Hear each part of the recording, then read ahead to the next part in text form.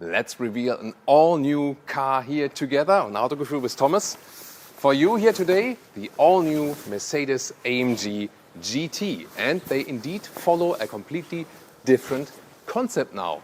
You can see it is wider, it is longer. This one here now attacks the Porsche 911. To be very precise, the Porsche 911 Turbo. When it has here the Mercedes AMG GT 63 spec, the top spec, with vertical fins in the grille, wide Panamericana grille, you call it that way when the lower part is wider than the upper part. New daytime running light signature in this 3-element design, and high-tech silver is the vehicle color. It's not only wide in the front, the main thing, 18 centimeters or 7-inch longer, now at 4 meters 73 or 186 inches. And that is a massive change if you compare it to the predecessor. You can see visually, it has this really wide line here, and then also the strong shoulder or hip area. Especially this area really reminds us of 911. Of course, follows now the very same concept basically. You can see more carbon fiber accentuations. We have in the front, in the side mirrors with this additional pack, in the lower part, and also towards the rear wing, because this one is equipped with the optional aerodynamic pack. Then you have the huge fixed wing here for even more downforce. The standard, even for the 63, would be that this one is completely gone. And then you have active aerodynamics. This rear small wing lip here lifts actually according to the speed. The top speed is 315 kilometers an hour.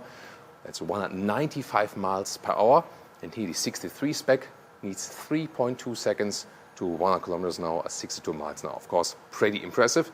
There will also be a slower version available, the 55 model, then a little bit less quick in the acceleration figure, but of course also not that pricey. Wheels, 20-inch, or here the optional 21-inch, and really massive design, open spoke. Behind it, the carbon ceramic brakes with these golden or bronze calipers. Yeah, it's a pretty cool styling, isn't it? Turning indicators in the front, definitely pretty cool, right? This has some kind of wow effect. And if you have problems with a steep ramp, you can use the front lift. The hydraulic lift can lift the car up to 30 millimeters. You can activate it from the inside of the vehicle when the engine is running. And under the hood, we have a 4-liter V8 bi-turbo, 585 horsepower. The special thing about this one is not only says also a handcrafted engine still, this one-man, one-engine concept by AMG. This one for the first time for the Mercedes AMG GT with all-wheel drive. The all-wheel drive distribution, by the way, is going from 100% rear to 50-50 rear front. So it varies in between that spectrum depending on the driving situation. More driving technology. You have an active or adaptive suspension with anti-roll control, semi-hydraulic, and you also get rear axle steering. The rear wheels then steer 2.5 degrees in the other direction than the front wheels for even more driving dynamics, up to a threshold of 100 kilometers an hour or 60 miles an hour. Turning indicators in the rear, nice idea, below the actual braking signature. That looks fancy too. But wait a minute, what is this? On the outside here, just beauty tips. So a clear case for the Autogefühl fake exhaust police. And you may be wondering why I had this one already in my hand. That's because I want to show you the trunk or the boot. Look at that. And it's one of the main changed aspects Mercedes paid attention to, that you have more luggage capacity. And indeed, for a true sports car, it is quite spacious right here, and even features a length of, let's see here, has a little bit less than a meter or 40 inches. That's quite impressive with that. And here, 80 centimeters or 31 inches in width, and you can even fold the seats like this. Yeah, front seat needs to be a little bit more in the front, and then you can even have this almost folding flat mechanism. Let's go here. This is the key fob. Ooh, special camera action. So let's check out the interior of the new Mercedes 911. Mercedes AMG GT. So here you have the flush door handles like this, also illuminated. That's actually quite cool. I could also live without flush door handles, I have to say. And then door closing sound. It's actually quite cool. You know, although when you have frameless doors, it's always tricky to get a good door closing sound, but that has something real classic, you know, this sound. Almost G-Class like, I would say. Then here, inside of the doors, also with nice ambient lighting, illumination around.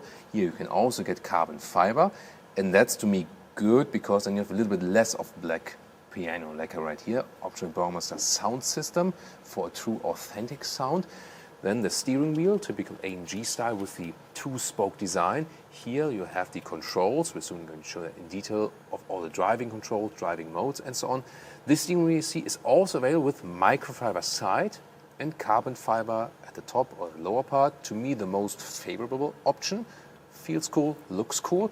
Seat, you have two possibilities, either the normal sport seat or this one here, the optional bucket seat. Slimmer, more shoulder support.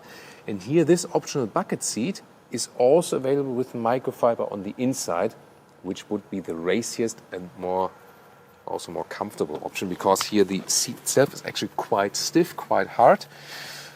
If the sport seat or the performance seat is more comfortable, it really depends. This one is slimmer, but at the same time it also encages you like a little bit better. So I would probably go with performance seat and with the microfiber to have best comfort and also best racing experience. And you have a low seating position, I would say, without exaggerating. 1.89 m or 6'2", and that leaves me to the side here, a little headroom, and to the middle part, to the panoramic roof, even more. And look at that. This is then the panoramic roof, a fixed one. You cannot open it. Just here, this manual shade actually, and I think that's actually a good idea. So to keep it simple, nice bright microfiber ceiling as well. And in this middle top part, well, there's a nice illumination once again. But then in this part where you could actually open a Mercedes panoramic roof, there's just this blind black dead area. This cockpit layout here really cages you in. Huge middle console and with carbon fiber use. We know this layout from the Mercedes SL. Indeed, I just love the air vents right here, how they feel, how they look, the illumination and so on. And then in this center console we have the rather vertical screen. Temperature control is accessible here, at least it always stays in that area. Zoom out to the infotainment. Here you can slide this one open then for cup holders or inductive charging pad, recharging and so on. And this is just like to, I don't know, put your hand here, but because it has no function. You have this interesting goggle design for the digital instruments, goes pretty deep in there, and then you can also change the styles here, for example, the sport mode back. The other one was super sport, or here the track pace mode. Maybe go for some launch control. The infotainment system has known MBUX layout, but then has special AMG performance gauges, like here. You can see different figures, how it reacts, also engine, Newton meters and so on. And this IWC stopwatch, a digital stopwatch. I think it looks quite cool. Have an analog watch in the vehicle is also always cool. What do you think about it? Is it a good solution here, the digital one, or would you rather prefer an analog one? Tell me in the comments. And a split armrest here with more USB-C chargers. That's a nice clicking sound, right? There's a meme on this channel when people indicate a time code with Thomas in the rear seat, because I'm quite tall. And when there's a tiny car and the rear seats, you get the picture. But this time, wait a minute. There we go. So it slides forward, but there is no space for the rear. But I mean, you do have these emergency seats, so to speak, ISOFIX. So child seats can be installed there, or you can of course throw a bag on there. And do you really want me to get inside? Really? Yeah, okay. You wanted this. I see those time codes coming in. Okay, you can laugh now, yeah. On my expense. But, okay. No, yeah. You see, it does not really work. But just to have a real visual proof. And also when you look at the co-driver seat, and in a racer you can call it co-driver seat, you cannot slide it much forward. So, in some cars then the passenger can get in behind the, behind the passenger seat. But it's just not possible. So it's really just basically a child seat, or then for luggage or something. Nothing for adults. But yeah, definitely fun.